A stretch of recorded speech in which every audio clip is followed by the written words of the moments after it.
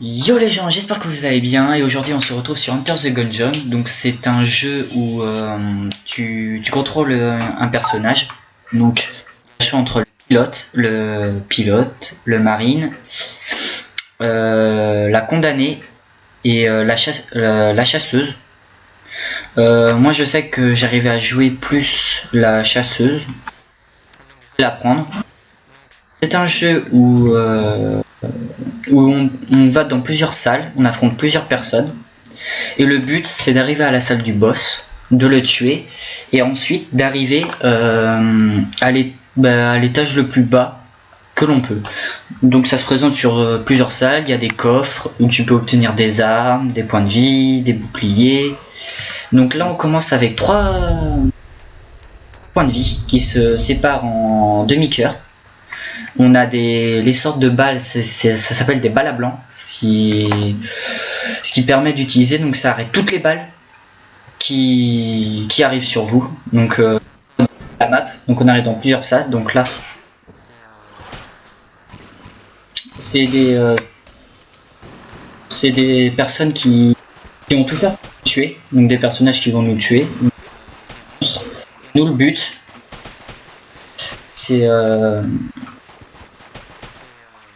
d'arriver à la salle du boss. Donc là par exemple j'ai perdu un cœur que j'ai récupéré tout de suite avec le loot qui était au sol. Donc ça c'est des points de téléportation. C'est-à-dire qu'à n'importe quoi où on est, par exemple moi j'appuie sur tab, ça fait apparaître la carte, et si je clique sur le point de téléportation, hop, c'est des points rapides pour placer. Donc il y a la chasseuse a 2 armes. Elle a le petit pistolet normal, où il y a l'arbalète qui est plutôt pratique. Au départ, elle arrivera à one shot à peu près tout le monde, mais voilà, c'est pas obligé à chaque fois, donc faut faire attention. Donc là j'ai encore perdu un peu de vie. Ouais. Donc les petits cercles rouges en fait ça permet d'en fait sur certaines salles, pas toutes, il y aura des ennemis qui pourront apparaître en plus de la salle. Il y a des grandes salles où par exemple il peut y avoir qu'un seul ennemi, ou une autre qui peut en avoir plein. Donc je vais mourir assez souvent je pense dans cette partie. Je vais souvent peut-être pas réussir à battre le premier boss, mais bon, faut réessayer après au bout d'un moment. Donc moi perso j'ai réussi à battre 2 boss en tout, donc j'ai réussi à descendre 2 étages. J'ai jamais réussi à faire plus. Je meurs tout le temps avant. Donc les vies se font très rares dans ce jeu, ce qui est assez dur. Donc comme vous voyez, les ennemis sont un petit peu intelligents. On peut prendre les tables, et en appuyant sur la touche, bon moi j'ai mis que c'était E, hop, on la retourne, on peut la pousser et tout, et ça nous protège de certaines balles comme vous. Vous pouvez voir, ça protège un petit peu. Ça peut aider, moi j'y pense pas souvent à le faire. Puis voilà, donc là les coffres comme je vous le disais, donc on peut les ouvrir avec les clés qui se trouvent en haut à gauche. Hop, et ça nous permet d'avoir des bonus. Donc là par exemple c'est la lunette, donc on pourra mieux viser. Là par exemple je vais utiliser le téléporteur, on va se mettre là-bas. Moi je les utilise assez fréquemment vu que c'est facile de se déplacer avec. Donc voilà. Hop. Et on gagne de l'argent, donc l'argent permettra que si on trouve le marchand, on pourra acheter des objets pour nous améliorer. Donc là par exemple c'est la salle du boss. Donc moi perso je vous conseille de quand même de faire toutes les salles.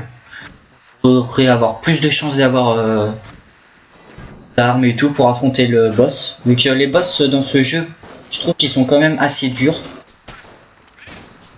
Donc là-dedans, faut tout le temps bouger parce que pour éviter les balles, c'est beaucoup mieux. Et aussi la roulade. Donc la roulade, en fait, ça permet que quand on tire dessus, c'est pas du tout visé. Tire dessus, ça permet d'éviter les balles. Donc hop, je me prends pas les dégâts de la balle, ce qui est plutôt assez pratique. Voilà, c'était juste pour vous prévenir. Donc là, les chemins en rouge, c'est des chemins qui sont bloqués. Donc en fait, on est obligé de passer par cette salle ou cette salle, de faire le tour et d'appuyer sur le petit bouton qui est là. Donc voilà, donc on avance. Hop, là. Hop.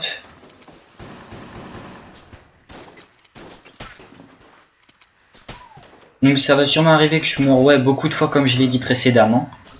Puisque je suis pas très très fort, je vais le dire. Donc le chien qu'on a dans la chasseuse, c'est que il permet que le chien, dans chaque salle à peu près, il peut avoir un petit... il peut creuser, trouver un petit... Par exemple là c'était une clé, ça aurait de la vie, ça peut être de l'argent, des balles à blanc, n'importe quoi. Donc là c'est le marché. Donc le marché, lui, il y a un point de téléportation, on peut acheter de la vie. La plupart du temps on peut acheter de la vie, des armes, des boucliers ou des munitions. Donc les munitions là, sur l'arbalète sont pas infinies. Il m'en reste déjà 51. Et voilà. Et l'arme, le flingue rouillé, lui c'est des munitions infinies. Donc hop hop hop, on tire, on peut recharger.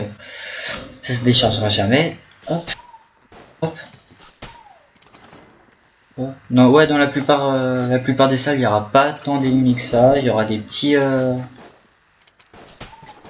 y aura aussi des petits. Il y aura aussi des salles secrètes, mais pour moi, j'en ai trouvé aucune. Donc voilà. Donc là, c'est un coffre doré. Donc la plupart du temps, dans les coffres dorés, il y a des super bonnes armes.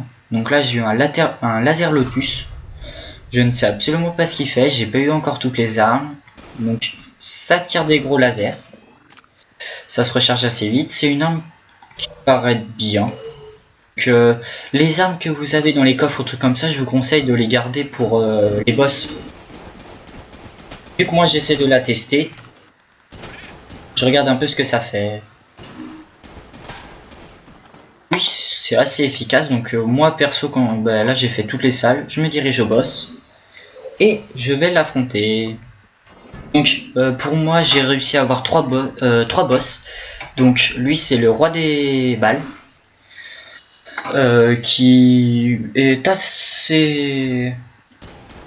Ça va, il a une difficulté assez normale, donc il tire beaucoup de balles. Comme je l'ai dit, hop, on peut les esquiver en faisant des roulades. En bas il y a la... Hop, balle à blanc.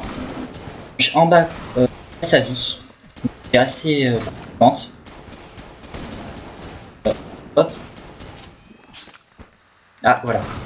Là je viens de me prendre un petit point de dégâts.